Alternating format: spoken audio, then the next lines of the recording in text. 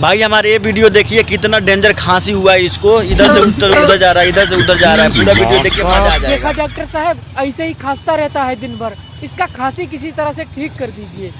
अबे तू टेंशन मत ले, आप साले को ऐसा इंजेक्शन लगाऊंगा कि जिंदगी भर के लिए खांसी चला जाएगा।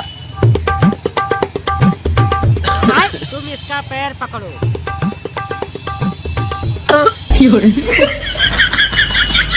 साला तुमको पता था इतना खतरनाक खांसी है तो इसको बांध कर रखना चाहिए था।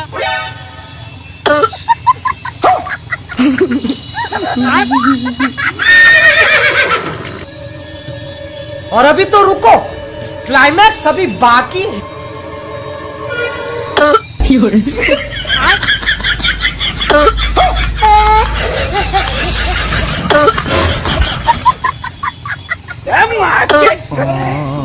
मेरी बहन का मेरी बहन की